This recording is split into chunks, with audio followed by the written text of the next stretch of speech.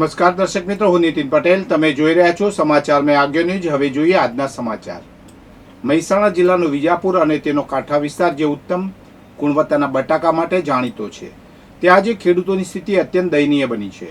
ગત વર્ષે જે બટાકા ખેડૂતો માટે આશીર્વાદરૂપ સાબિત થયા હતા, તે જ આ વર્ષે ખેડૂતોની કમર તોડી રહ્યો છે. બજારમાં બટાકાના ભાવમાં 60% જેટલો તોતિંગ ઘટાડો નોંધાતા ખેડૂતો પાયમાલ થવાના આરે છે. મબલક ઉત્પાદનને કારણે વિસ્તારના તમામ કોલ્ડ સ્ટોરેજ હાલ હાઉસફુલ થઈ ગયા છે, જેના કારણે સંગ્રહ કરવાની પણ જગ્યા નથી. બીજી તરફ ગત વર્ષની સરખામણીએ બજારમાં સ્ટોક વધુ હોવાથી વેપારીઓ પણ ખરીદીમાં ઉદાસીનતા દાખવી રહ્યા છે. ખેડૂતોનું કહેવું છે કે હવે મજૂરોના પૈસા ચૂકવવા પણ લોઢાના ચણા ચાવવા જેવું કામ બની રહ્યું છે. દેશભરમાં ગેસની અછતની ચર્ચાઓ વચ્ચે યાત્રાધામ અંબાજીમાં ગેસનો પુરવઠો યથાવત હોવાનું સામે આવ્યું છે. જગતજનની અંબાના દર્શનાર્થે આવતા હજારો શ્રદ્ધાળુઓ માટે કાર્યરત અન્નક્ષેત્ર અને સ્થાનિક ગ્રાહકોને પૂરતા પ્રમાણમાં સિલિન્ડર મળી રહ્યા છે.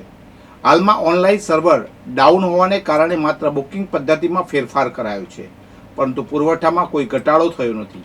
અંબાજી મંદિર દેવસ્થાન ટ્રસ્ટ સંચાલિત અંબિકા અન્નક્ષેત્રમાં દરરોજ અંદાજે 8,000 જેટલા માઈ ભક્તો નિઃશુલ્ક ભોજન પ્રસાદનો લાભ લે છે. ટ્રસ્ટના સંચાલકોના જણાવ્યા અનુસાર અન્નક્ષેત્રમાં ગેસનો જથ્થો પૂરતા પ્રમાણમાં ઉપલબ્ધ છે અને ભોજન તૈયાર કરવાની પ્રક્રિયા નિયમિત ચાલી રહી છે. જો ભવિષ્યમાં કોઈ અછત સર્જાય તો પણ વહીવટી તંત્ર દ્વારા લાકડાના બળતણથી ભોજન રાંધવાની આગોતરી તૈયારીઓ કરી લેવામાં આવી છે. ઊંઝા ગંજ બજારમાં દૈનિક નવા જીરાની 39,000 બોરીની આવક નોંધાઈ છે.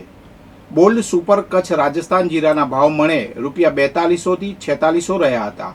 સુપર જીરાના ભાવ મણે ₹4200 થી 4300, બેસ્ટ ₹4,050 થી 4200, જ્યારે મીડિયમ ભાવ મણે ₹3,950 થી 4,050 જોવા મળ્યા હતા.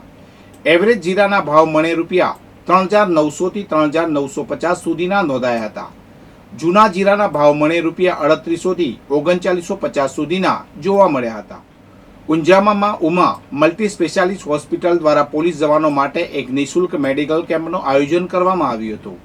હોસ્પિટલના 10 વર્ષ પૂર્ણ થવા નિમિત્તે યોજાયેલા આ કેમ્પમાં ઊંઝા, ઉનાવા અને સિદ્ધપુર પોલીસ સ્ટેશનના મોટી સંખ્યામાં કર્મીઓએ ભાગ લીધો હતો.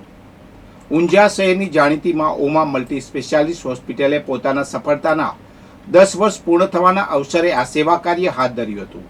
સમાજની સુરક્ષા માટે દિવસ રાત કાર્યરત રહેતા પોલીસ કર્મીઓના સ્વાસ્થ્યને પ્રાધાન્ય આપવાના હેતુથી આ કેમ્પ યોજાયો હતો.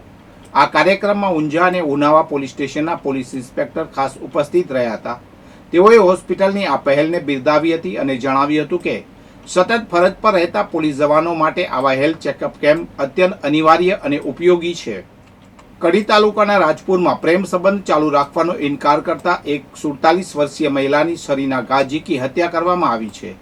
આ ઘટના રાજપુર ગામમાં આવેલી અબારીસ કંપનીના ગેટ સામે બની હતી. નંદાસણ પોલીસે આ મામલે હત્યાનો ગુનો નોંધી વધુ તપાસ હાથ ધરી છે. દેશભરમાં રાંધણ ગેસના પુરવઠાને લઈને સર્જાયેલી અસમંજસની અસર હવે મહેસાણા જિલ્લામાં ઘેરી બની રહી છે.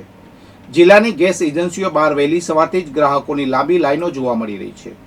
ઉનાળાના આકરા તડકામાં લોકો પોતાનો ધંધો રોજગાર છોડીને કલાકો સુધી ગેસ સિલિન્ડર મેળવવા માટે રાહ જોઈ રહ્યા છે, જેને કારણે જનતામાં ભારે રોષ જોવા મળી રહ્યો છે. ઘરેલું વપરાશના ગેસને પ્રાધાન્ય આપવા માટે હાલમાં કોમર્શિયલ ગેસનું પ્રોડક્શન અને રિફિલિંગ બંધ કરી દેવામાં આવ્યું હોવાનું સંચાલકોએ સ્વીકાર્યું છે. આ નિર્ણયને કારણે હોટલો, રેસ્ટોરન્ટ અને ખાણીપીણીના વ્યવસાય સાથે સંકળાયેલા સંચાલકોને મોટો ફટકો પડ્યો છે. અનેક હોટલ માલિકોને ગેસના અભાવે એકમો બંધ કરવાની નોબત આવી છે. વધુ સમાચાર માટે જોતા રહો સમાચાર મેં આગળ ન્યૂઝ. નમસ્કાર.